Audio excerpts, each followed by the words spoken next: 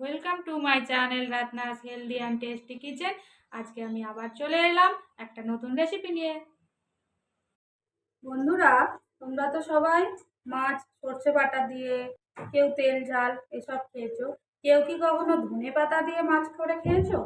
তো দেখো, আজকে আমি ওটাই দেখাচ্ছি। দিয়ে নিয়েছি ধনে পাতার পরিমাণটা একটু বেশি নেবে। দেখো, আমি অনেকটাই ধুয়ে ভালো করে পরিষ্কার করে রেখেছি।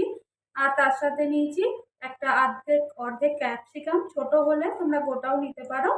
আর তার সাথে একটা টমেটো আর দুটো কাঁচা লঙ্কা। কাঁচা লঙ্কাটা তোমরা তোমাদের পরিমাণ অনুসারে নেবে। তো চলো, এটাকে আমি আগে ভালো করে পেস্ট করে নেব। দেখো, কড়াই আমি তেল দিয়ে দিয়েছি। প্যানে তেলটা একটু গরম হয়েছে। তেলটা গরম হলে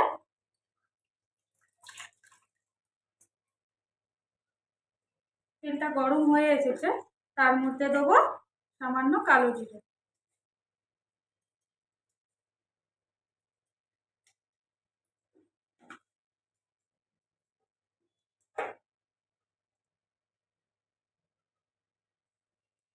দেখো, আমার কালো জিরাটা একটু গরম হয়ে গেছে তেলে। এবার আমি যে পেস্টটা তোমাদের দেখালাম, ওই ধনে পাতা, ক্যাপসিকাম, টমেটো সব কিছু একসাথে এতে ঢেলে দেবো। এত সুন্দর খেতে হয়, টেস্টটা এত ভালো হয় ধনে পাতার গন্ধটা। এবার তোমরা যদি চাও যে ক্যাপসিকাম দেবো না, সেটা নাও দিতে পারো। আমার ক্যাপসিকামটা খেতে খুব ভালো লাগে, তাই জন্য ক্যাপসিকামটা দিয়েছিলাম।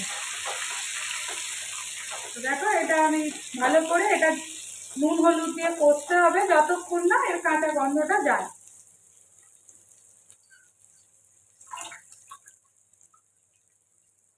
একটু নুন আর হলুদ দিয়ে দেবো, অ্যাড করে দেবো।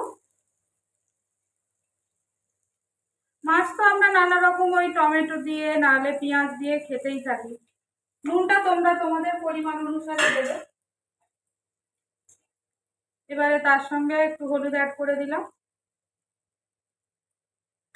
কেউ যদি মনে করো যে ঝাল একটু বেশি খাবে, সে একটু গুঁড়ো লঙ্কাও অ্যাড করতে পারো।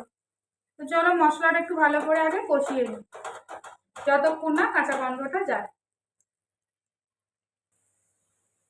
দেখো, আমার মশলাটা মোটামুটি কষানো হয়ে গেছে, একটা সুন্দর গন্ধ আসছে। আর ওই যে তোমাদের বললাম, ক্যাপসিকামটা যদি তোমরা না ইউজ করতে চাও, তাহলে ধনে পাতার পরিমাণটা আর একটু বেশি দেবে।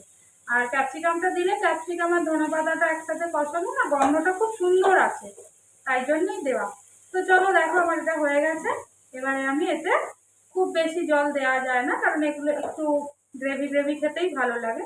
তো আমি একটু সামান্য জল অ্যাড করে দিলাম। এই দেখো, এরকমই থাকবে। গরম গরম ভাতে এটা যদি তুমি খাও, খেতে এত অসাধারণ লাগে। আচ্ছা, এবারে দেখো, এটা একটুখানি ফুটলে আমি দেখো মাছটা ভেজেই রেখেছি। এই দেখো, ভালো করে ধুয়ে নুন হলুদ দিয়ে মাছটাকে আমি ভেজে রেখেছি।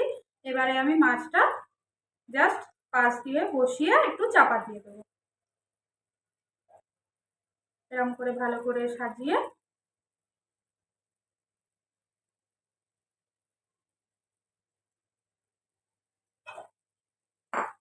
এখানে জানো তো, সেইভাবে মাছও কাটতে পারে না আমাদের মতো, কিন্তু চলো, এইভাবেই করতে হবে, কিছু করার নেই। বোঝানো যায় না, ভীষণ কষ্ট হয় ওদের বোঝাতে। কিন্তু এখন এক এক জায়গায় আছে, যদি বলি বেঙ্গলি টাইপ কাটিং, তাহলে ওরা কেটে দেয়। তো এইভাবেই করতে হয়। তো দেখো, মাছটা একটুখানি মানে ফুটুক।